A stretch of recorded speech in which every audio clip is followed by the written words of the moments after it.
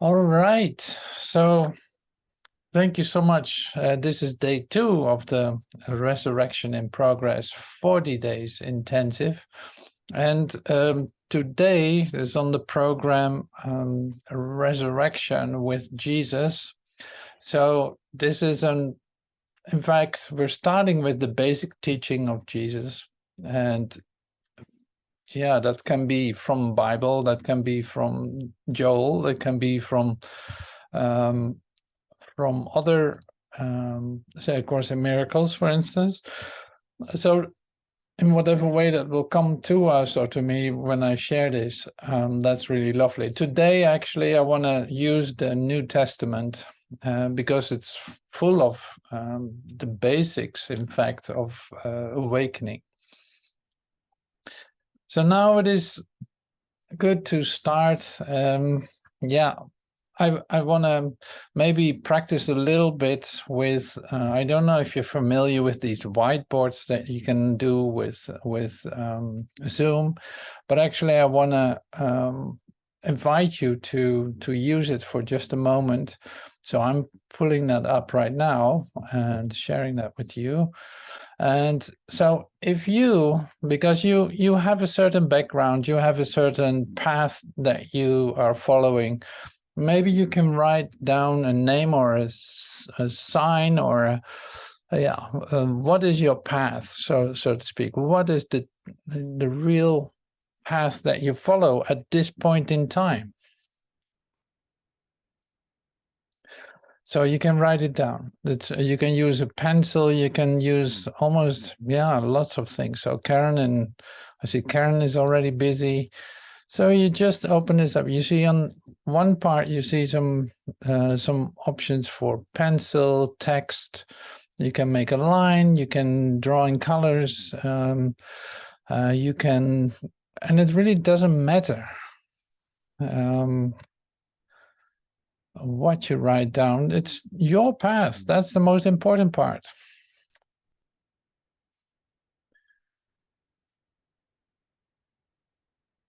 And this is just a way to share with one another. It's like, what are we actually, what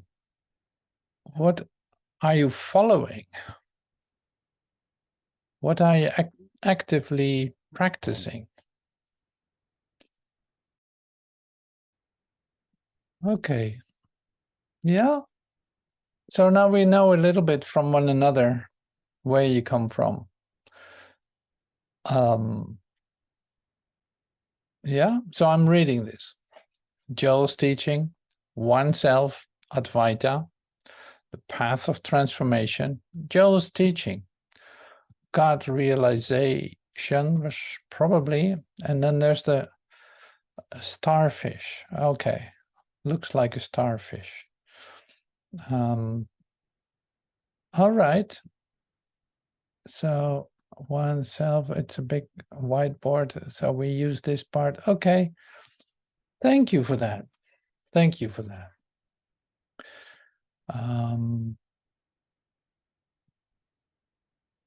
Okay, ascending from the physical body into the 5th dimension. Wonderful. Thank you. Thank you for participating in this. I think it's a great way to now and then show each other something. It's like, where do you come from? What is going on? And all this.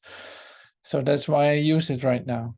And so using the New Testament, John and Matthew, parts of it, just to come with expressions that you in fact know very well, but that you might not realize is a fundamental mental basic teaching.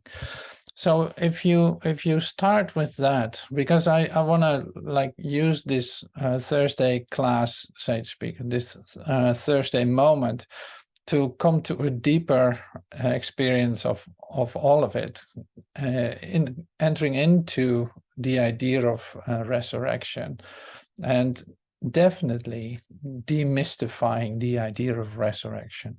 We come back to that in one of the meetings for sure. But for now, See, the fundamental thing that is occurring with you and that you have heard of or that you have experienced is in fact this. Like, otherwise you would go to church, because in the Christian churches or in whatever churches, there's hardly any, say, community that will teach direct communication with God, direct communication with Source, So the very fundamental basic teaching of Jesus then is really that. Like, he demonstrated, he, say, verbalized, he taught, he demonstrated direct communication with God. And say all expressions from him are derived, it's like are coming from that same source that is within you, that he demonstrates just as that what is. And this is so good to realize, but you don't think about that like that all the time. It's like basically the option of direct communication with my creator is what brought me here, is why I'm actually doing this. I have heard of it. I know that it must be possible. I want to have a direct experience of that, and I don't know how to do that. But I know it's a natural thing for me to have that opportunity. In fact, to be in direct communication. And it must be happening right now. It is already so, but it is not always in my awareness, or it is hardly ever in my awareness. I got so distracted into my, whatever that is, that I don't, experience it directly. So if you would catch a glimpse, is what I say many times, like if you would catch a glimpse of that, you would have no question that it exists. But in fact, the drive that you experience, like the drive that you feel in order to do this path and to sign up for a 40-day, for instance, is quite something. You have heard something, you know better. You know this is not it, that life that that existence that you find yourself in. You know it's not it. It is not the complete and whole fulfillment and the, coming into your perfection or disappearing into the love of God. So these things are good to realize. So that's why I had, let's start with the basics today, like really, downright basic. And so I made some, sheets that I love to share with you, that have everything to do with that. And these are very basic, like I said. It's very basic. Now, let me see if I can pull one up. Yeah, here they are. So I got them all here. So this is one of them. It's also like, it's one of the basics too of Matthew 5. Be ye therefore perfect, even as your Father in heaven is perfect. Now that is one incredible confrontative expression, but coming from source. It's like, be therefore perfect, even as your Father in heaven is perfect. You know that this is the truth about you. You know this. You know this. You have an idea of perfection. Otherwise, you would not even think of it. So these things are very basic. And it is not just an idea. So that's why it's so, it's not only basic. So I'll take this away now, because we have this idea in our minds. So it's like, be ye therefore perfect, even as your Father in heaven is perfect. In other words, you were created perfectly and whole and perfect. There's nothing wrong with you. This is the very, very basic of the teaching of Jesus. He will always refer to that. And when you read through Bible, it will come back all the time, because it is literally how people walk away from him with a healed idea of themselves. You know, like every limitation that anyone could experience dissolves with this idea. So to come to an acceptance of that, like you can hear it, you can accept it and say like, yeah, that's a great idea. I love that idea. Yeah, well, it's about the truth of you. So now how to experience this, or how to accept this and demonstrate this or apply this. And this is where we run into some difficulties most of the time. So let's see how we how we connect all that. So I got myself into some nice expressions, and these are great. Like, yeah, I'm whole and perfect, like absolutely whole and perfect. It's the same with the Course in Miracles. Like I am as God created me. So that is whole and perfect. It doesn't comply with my ideas that I hold about myself. Now that is a discovery, you know. It's like, well, it doesn't seem like that at all during my day. No, I don't. I feel sad. I feel depressed. I feel this. I feel stressed. I am full of anxiety. I have all kinds of, yeah, limitations, all kinds of uncomfortabilities, all kinds of stuff going on, so to speak. It doesn't seem to be the truth in the way that I look at myself, right? So this is good to realize that. It's like, no, that has nothing to do with it, right? How is that possible then, that thing that I think I am is not the thing that was created perfectly by God, that's untouched, like completely whole and perfect. So either one of the two is not true. It's like either God did not create perfectly, or either I'm missing something here. So this is you know, the basic thing in our discovery, in our transformational process. So like, no idea how to combine the two, because they don't seem to have anything to do with one another. So how do we deal with that? So this is another one. I am with you always, even until the end of the age, as it says in the New King James Version.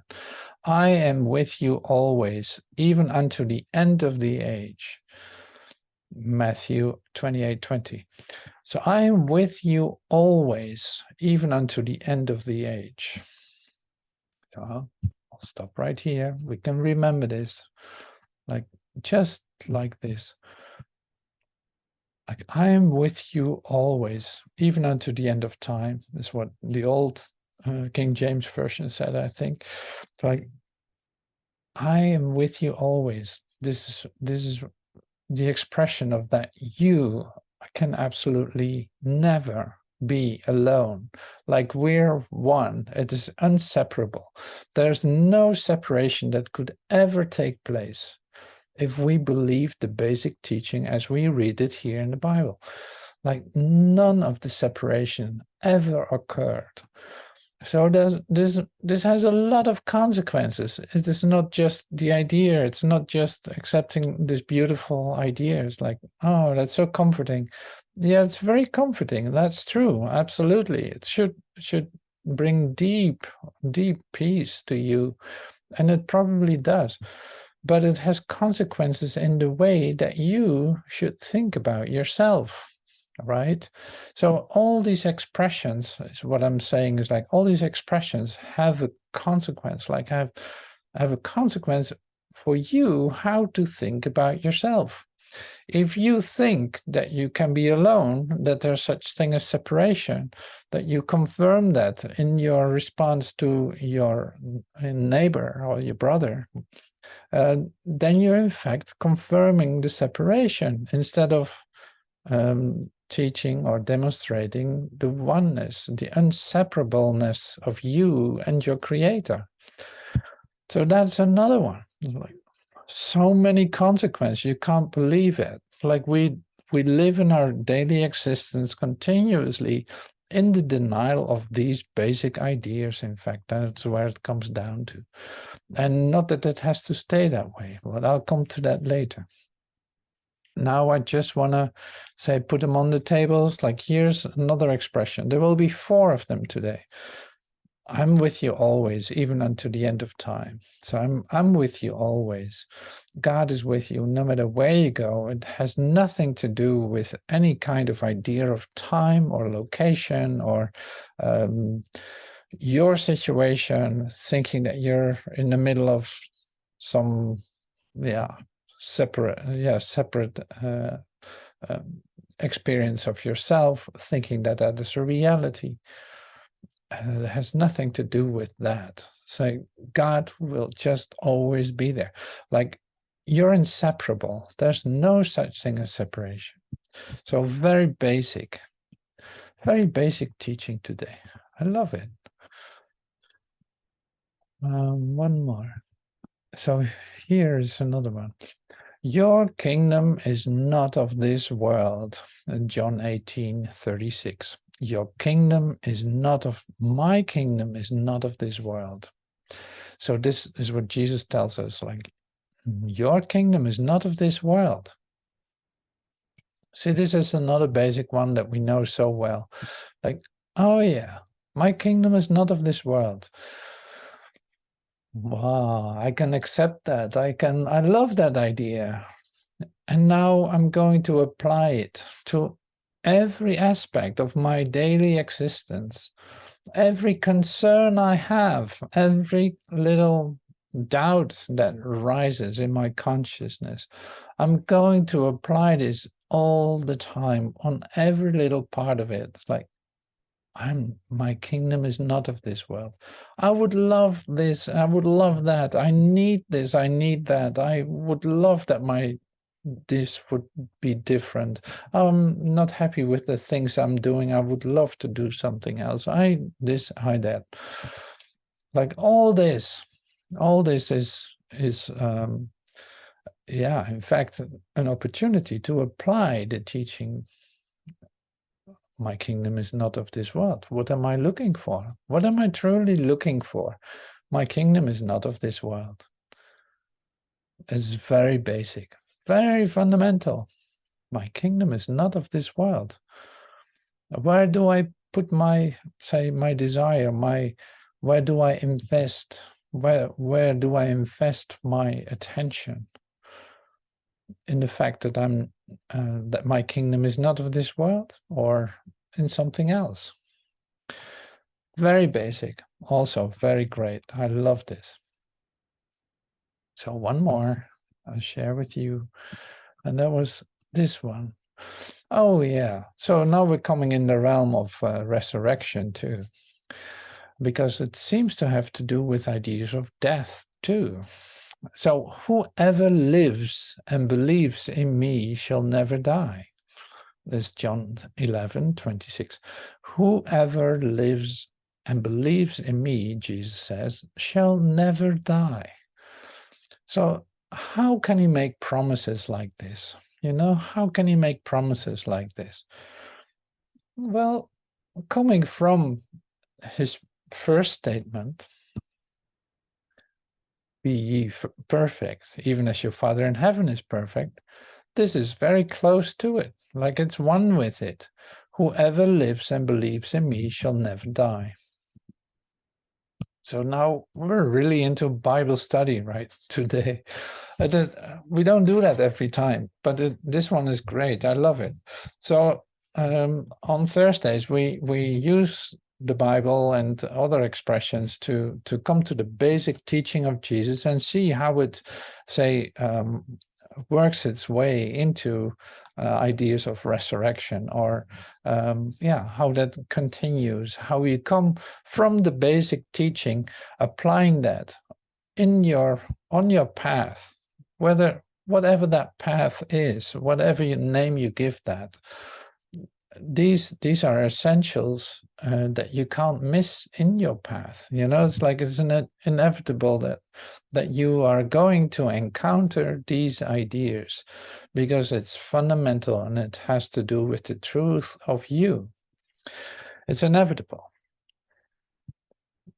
If there's one source, if there's one mind, if there's one God, and if there's one of us, then it must be, or that is not true, or it is completely one altogether.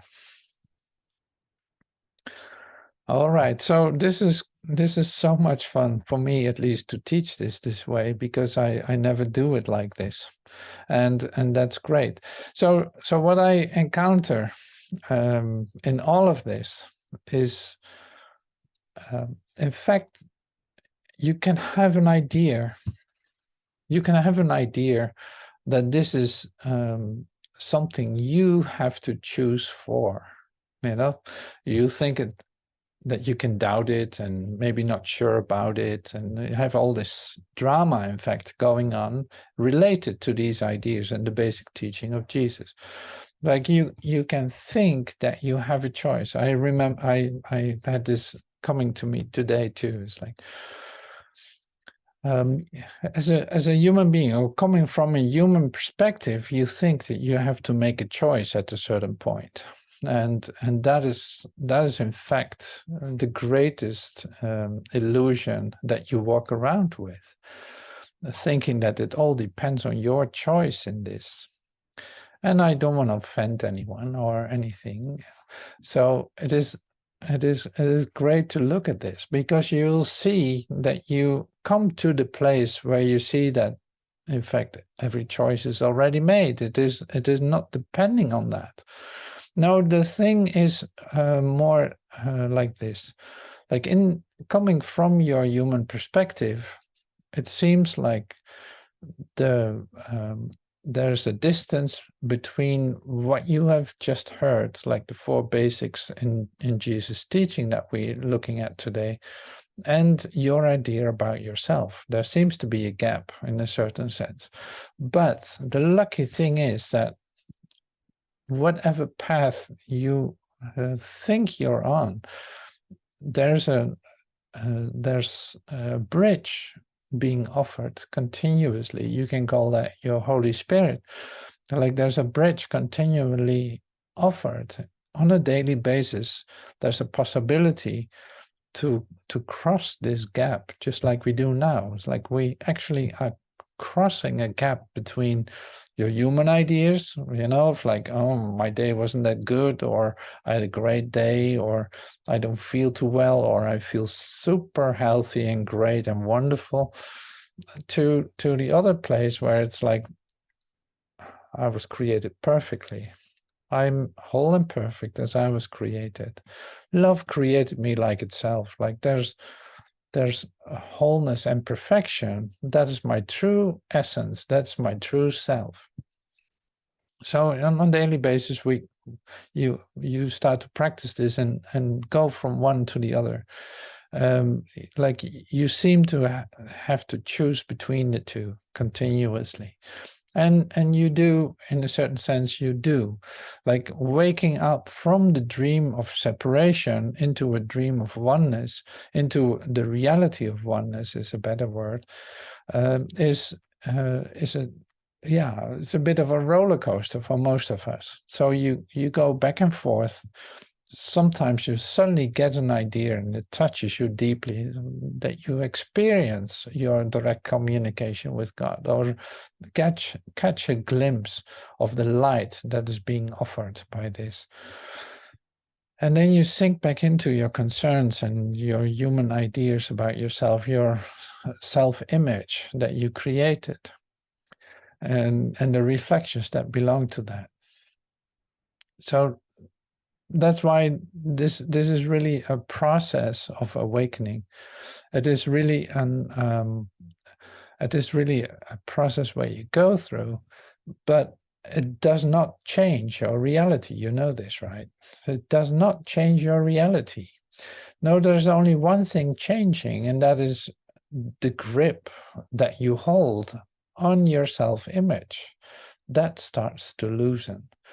And it was one of your biggest investments that you have made so far, like a huge investment of time, energy, money, anything. Like you sacrifice your good sleeping night for it. You sacrifice anything for it in order to keep your self-image in place up to the point, and you are past that point probably, and that you discover, like, when I lose grip upon this, upon my self-image, actually it starts to feel really good. It's always, at least for a short moment, at least, and relief of, I don't have to do that anymore. Oh my God, what was I thinking? You know, you get these things. So that goes on and on, but it doesn't stop. Like, I've been doing this for a long time, and it is great to see all the time that I come back to, here I am, I'm whole and perfect as I was created, and I actually start to feel this right now. Then the letting go of this part that I try to hold together is such a pleasure when I let go of it. Like, when I try to hold on to it, it is struggle, pain, and anxiety, fear, and all that.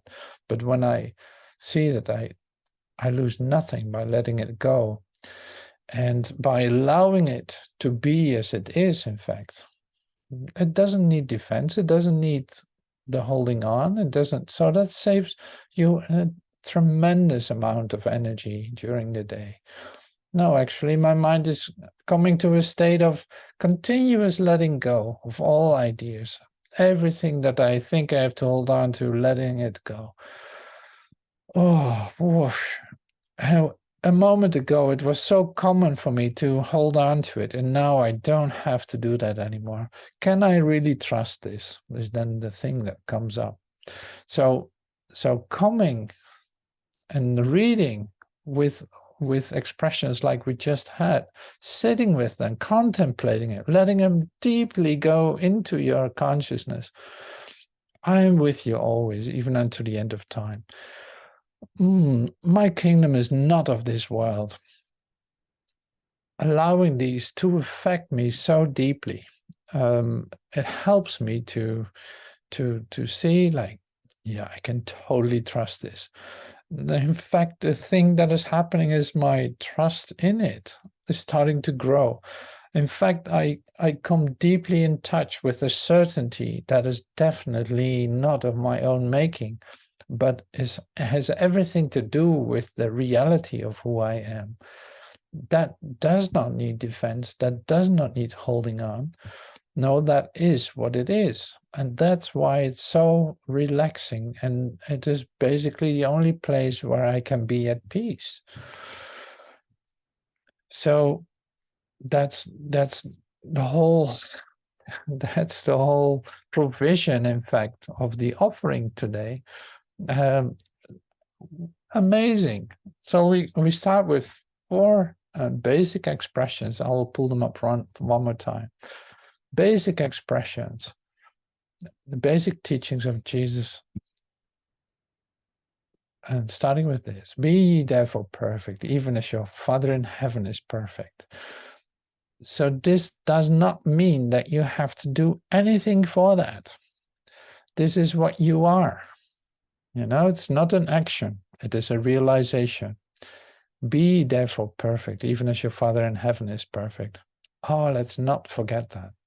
Let's bring that back into my consciousness all the time. Whenever I think there's an opposite to it, I am with you always, even unto the end of the age, of the end of time. Absolutely comforting. I am with you always, even unto the end of time. Like, realizing this in the moments, bringing it back into my consciousness in moments that I really feel so alone, or that I'm feeling so bereft of hope. I can bring this in, and not just as an sedative or a tranquilizer.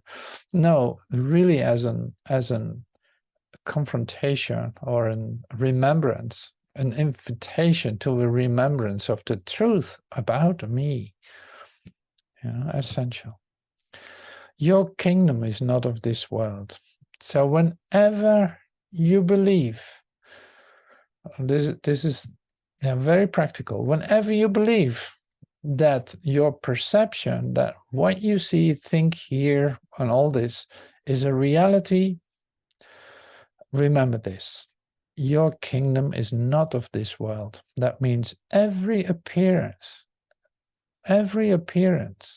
is not a fact. It is just a reflection.